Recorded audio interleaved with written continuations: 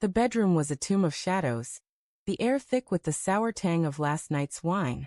I stood frozen, staring at the glint of gold on the nightstand. A wedding ring, my wedding ring, carelessly tossed beside a half-empty glass. Sarah's voice from last night echoed in my skull, her laugh sharp as broken glass. "Oh, this? Just a friendship bracelet now, Matt." Her words had been a playful jab, delivered with a wink over dinner, but they'd lodged in my chest like a splinter. Now in the gray dawn, the ring's presence screamed louder than her absence. The bed was empty, the sheets cold. Her suitcase was gone. I clutched the ring, its weight heavier than the vows it once sealed.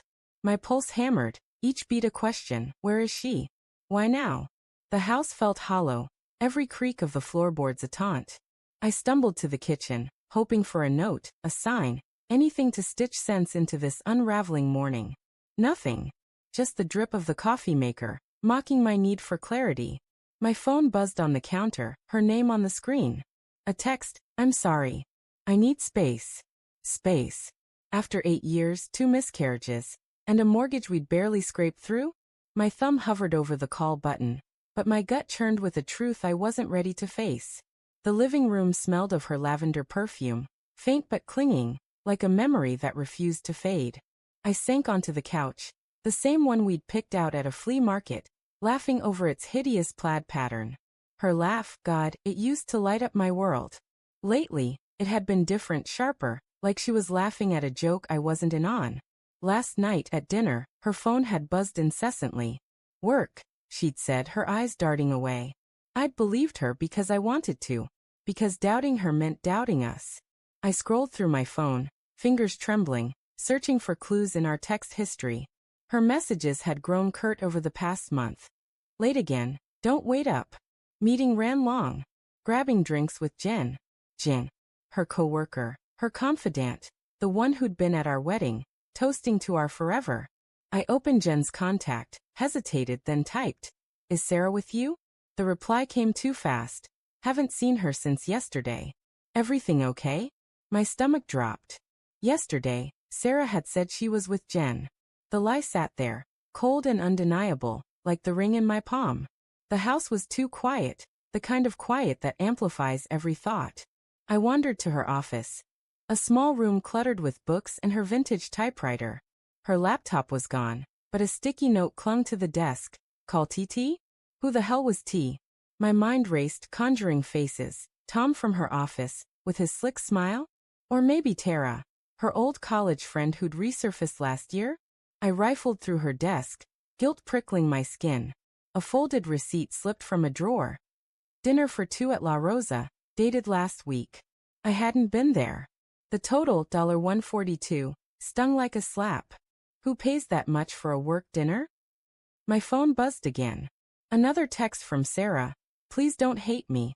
I'll explain soon." Hate her? I didn't know if I could. I loved her too much, even now, with betrayal clawing at my chest.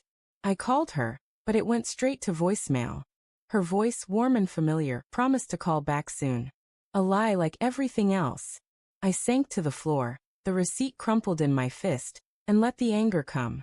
It burned, but beneath it was something worse: grief. Grief for the life I thought we had. The doorbell jolted me upright. Through the peephole, I saw Jen, her face pale, eyes red-rimmed. My heart lurched. "Matt," she said when I opened the door, her voice barely above a whisper. "We need to talk."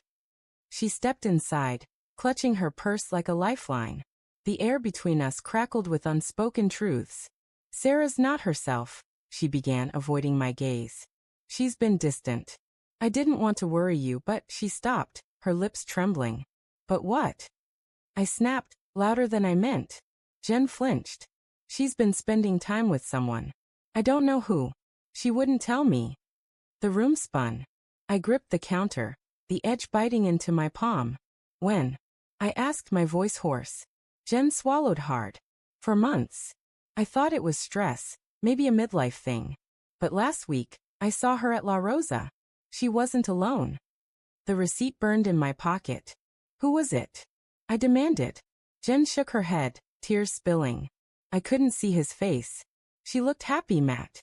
Happier than I've seen her in years." Happier. The word was a knife, twisting deeper with every syllable.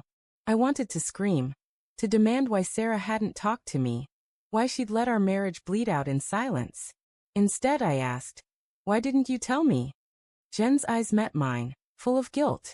I wanted to, but she's my friend. I thought she'd come back to you. Come back. Like I was a place she'd left behind. I drove to La Rosa, the receipt my only lead. The restaurant was dim, all velvet booths and candlelight, a place for secrets. The hostess recognized Sarah's name, her smile faltering when I mentioned the date. She was with a gentleman, she said carefully. They come here often. Often. The word was a death knell. I pressed for a name, but she shook her head. I can't, sir. Privacy. I left, the ring heavy in my pocket, its inscription, always yours, mocking me. Back home, I sat in the dark, replaying every moment of the past year. The late nights, the excuses, the way Sarah's touch had grown mechanical, like a habit she couldn't break. I'd rationalized it all. Her job was demanding, we were both tired, marriages ebb and flow. But now, the truth was a flood, drowning every excuse. I opened my laptop, heart pounding, and logged into our shared cloud account. Her photos synced automatically. I scrolled, dreading what I'd find. There it was, a selfie time-stamped last month. Sarah radiant, her arm around a man whose face was half-cropped. His hand rested on her waist, familiar, possessive. The background was a park we used to walk in, back when we'd talk about forever. I zoomed in, searching for clues, but the image was blurry. My hands shook as I opened her emails, hating myself for it. A draft unsent. I can't keep doing this to him. But you make me feel alive. No recipient, no name. Just those words, carving out my heart. The front door creaked. Sarah stood there, suitcase in hand, her face a mask of exhaustion and guilt. Matt, she whispered, her voice breaking. I stood, the ring clenched in my fist. Who is he? I asked, my voice steady despite the storm inside.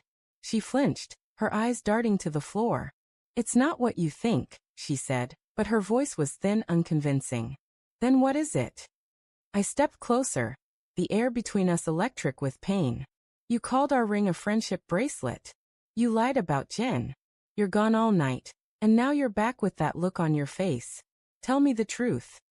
She sank onto the couch, tears streaming. I didn't mean for it to happen, she said, her words barely audible. It's Tom. From work. It started as nothing, coffee talks. But he saw me, Matt. Really saw me. Her words were a punch, stealing my breath. And I didn't? I asked, my voice cracking. She looked up, her eyes raw. You stopped looking. You were there. But you weren't there. I wanted to argue, to scream that I'd loved her every day, but the truth in her words silenced me. We'd both been drifting, lost in our own silences. I'm ending it, she said, her voice firmer now. I came back to tell you that. I don't want to lose us. I stared at her, the woman I'd vowed to love forever, now a stranger wearing her face. The ring burned in my hand. I wanted to believe her, to rebuild what we'd lost, but the image of her with him, happy, haunted me. How do I trust you again? I asked, my voice barely a whisper. She reached for me, but I stepped back, the distance between us a chasm. I dropped the ring onto the coffee table, its clatter deafening in the silence. You called it a friendship bracelet, I said, my voice cold. Maybe that's all it ever was. I walked out, the door slamming behind me, her sobs echoing in my ears. The night swallowed me, the stars indifferent above. I didn't know if I was leaving her or myself, but I knew one thing. Trust, once shattered, leaves shards too sharp to piece back together.